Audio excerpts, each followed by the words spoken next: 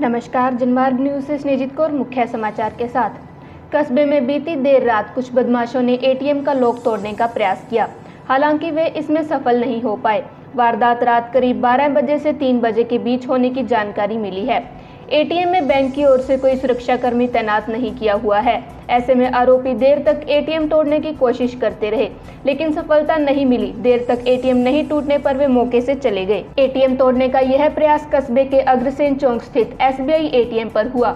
यहां रात में कुछ युवक घुसे और औजारों की सहायता से एटीएम खोलने का प्रयास किया। एटीएम में पासवर्ड डालने के लिए लगे डिजिट बोर्ड के नीचे की तरफ लगे कवर को इन लोगों ने हटा दिया तथा अंदर लॉक तोड़ने की कोशिश की, लेकिन वे ऐसा कर नहीं पाए। काफी देर कोशिश के बाद भी जब वे अपने इरादों में कामयाब नहीं हो पाए तो मौके से भाग गए। सुबह एटीएम पर रुपए निकलवाने आए व्यक्ति ने घटना की सूचना बैंक और पुलिस को दी। जानकारी मिलते ही मौके पर एसएचओ सतवीर मीणा पहुंचे। उन्होंने करीब 3 घंटे तक मौका मुआयना किया। स्टाफ को आसपास लगे सीसीटीवी कैमरे खंगालने के निर्देश दिए। एसएचओ मीणा ने बताया कि घटना की जानकारी मिलते ही बैंक स्टाफ तो मौके पर पहुंच गया, लेकिन अधिकारी सुबह 10:30 बजे तक मौके पर नहीं पहुंचे थे। उन्होंने बताया कि अधिकारियों के आने के बाद ही एटीएम के अंदर लगे कैमरों की रिकॉर्डिंग खंगाली जाएगी। इसके बाद ही आरोपियों की संख्या सहित कई अन्य जानकारियां सामने आ सकेंगी। उन्होंने बताया कि अब तक यह जानकारी नहीं मिल पाई है कि एटीएम तोड़ने का प्रयास करने के दौरान कितने रुपए एटीएम में थे। राजस्थान के करौली जिले में एक बड़ी खबर सामने आई है। मासलपुर के खड़िया गांव के समीप स्थित एक तालाब में डूबने से 3 बच्चों की मौत हो गई। तीनों मृतक सगे भाई बहन थे। मृतकों में 2 बहन और 1 भाई है। जानकारी के अनुसार छेंड का पूरा गांव निवासी सतीश गोस्वामी की पुत्री सरिता शिवानी और पुत्र शिवम शाम को घर से निकले थे, लेकिन रात तक घर नहीं लौटने पर परिजनों को चिंता हुई। ऐसे में परिजनों ने बच्चों की तलाश शुरू की। तलाश के दौरान गांव के तालाब किनारे बच्चों की चप्पल दिखी। परिजनों ने चप्पल देखकर तालाब में बच्चों की तलाश की। इसके बाद तीनों बच्चों के शव तालाब से निकले। शवों को देखते हुए परिजनों में रुदन मच गया। देर रात बच्चों के शव तालाब से निकालकर परिजनों के सुपुर्द कर दिए। यही नहीं, इस घटना के बाद गांव में भी मातम पसर गया है। जम्मू कश्मीर में टेरर फंडिंग मामले में राष्ट्रीय जांच एजेंसी एनआईए ने अब तक की सबसे बड़ी कार्रवाई की है। एनआईए ने प्रतिबंधित संगठन जमात-ए-इस्लामी के खिलाफ दर्ज एक मामले के सिलसिले में जम्मू कश्मीर पुलिस और सीआरपीएफ की सहायता से छापेमारी की है। एनआईए ने 14 जिलों में 45 ठिकानों पर छापेमारी की। एनआईए से जुड़े सूत्रों ने बताया कि टेरर फंडिंग केस में ये अब तक का सबसे बड़ा ऑपरेशन है। एक रिपोर्ट के अनुसार श्रीनगर में सोरा निवासी गाजी मोइल उल इस्लाम के आवास और नौगाम के फलाह-ए-आम ट्रस्ट पर छापेमारी की जा रही है। अनंतनाग जिले में मुश्ताक अहमद वानी पुत्र गुलाम हसन वानी, नजीर अहमद रैना पुत्र गुलाम रसूल रैना, फारूक अहमद खान पुत्र मोहम्मद याकूब खान और आफ्ताक अहमद मीर अहमदुल्ला पारे के ठिकानों पर भी छापेमारी चल रही है। इसी तरह गादरबल, शोपियां, कुलगाम, बारामूला, पुलवामा, रामबन, डोडा समेत कई अन्य जिलों में छापेमारी की जा रही है। आपको बता दें कि इससे पहले 31 जुलाई को भी आतंकवाद से जुड़े 2 मामलों में एनआईए ने जम्मू कश्मीर में 15 ठिकानों पर छापेमारी की थी। इस दौरान एक आरोपी की गिरफ्तारी की गई।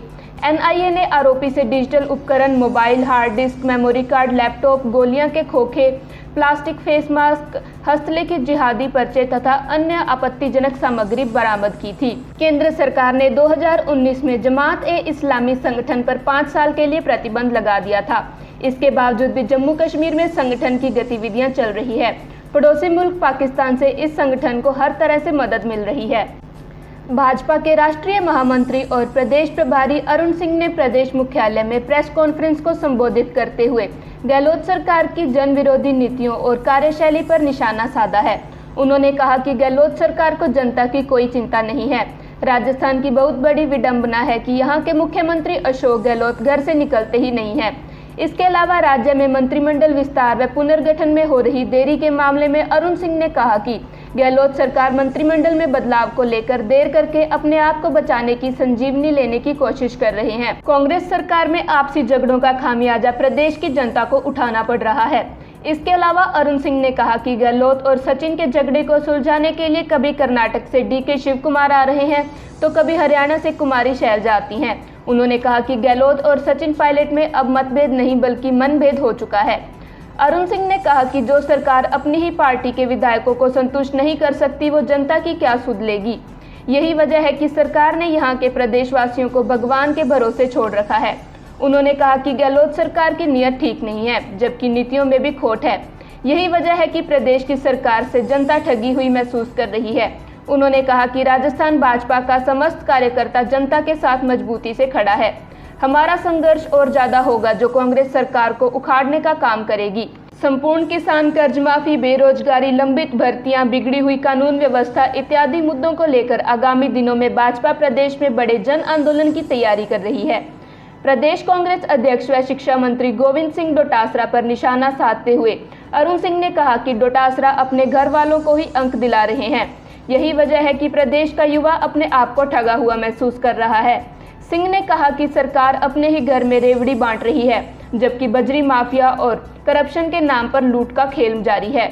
भाजपा के राष्ट्रीय महामंत्री और प्रदेश प्रभारी सिंह ने कहा कि प्रधानमंत्री नरेंद्र मोदी के नेतृत्व में केंद्र सरकार का मुफ्त टीकाकरण देश भर में चल रहा है, जो विश्व का सबसे बड़ा टीकाकरण अभियान है। उन्होंने कहा कि भाजपा कार्यकर्ता मुफ्त अन्न योजना और टीकाकरण के लिए जन जागरूकता में अहम भूमिका निभा रहे हैं, जिसको लेकर प्रदेश में कार्य योजना पर कार्य चल रहा है, जबकि गहलोत सरकार ने लूट मचा रखी है। यही वजह है कि बजरी माफिया से लेकर हर स्तर पर माफिया सक्रिय है।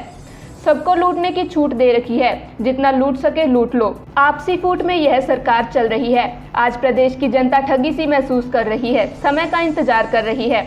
भाजपा के कार्यकर्ता जन जागरण कर रहे हैं। जनता इस सरकार को उखाड़ फेंकने का काम करेगी। सिंह ने कहा कि गहलोत को अपनी सरकार बचाने के लिए अलग अलग संजीवनी का प्रयास करना पड़ रहा है। पहले 6 जिलों में चुनाव की घोषणा करवाई, फिर ये चुनाव खत्म होने के बाद अगले 6 जिलों के चुनाव की घोषणा करवा लेंगे, आगे और सहारा ले लेंगे। कर्नाटक में पूरा मंत्रिमंडल नया बन गया है। आखिर यहाँ गहलोत को कैबिनेट विस्तार करने में कहाँ दिक्कत है? गहलोत अब कोविड का बहाना बनाकर मंत्रिमंडल फेरबदल को टाल रहे हैं। जिला कलेक्टर एवं जिला मजिस्ट्रेट आशीष मोदी ने जिले में भारत पाक सीमा के पास लगते हुए 5 किलोमीटर सीमा क्षेत्र में कुछ प्रतिबंध लागू कर दिए हैं। इसके अनुसार सीमा क्षेत्र रहने वाले निवासियों एवं उस क्षेत्र में आगामी 2 अक्टूबर तक की अवधि के लिए प्रवेश एवं विचरण के लिए सायं 6 बजे से प्रातः 7 बजे तक सक्षम अधिकारी की अनुमति के बिना प्रवेश तथा विचरण पर प्रतिबंध लगा दिया है।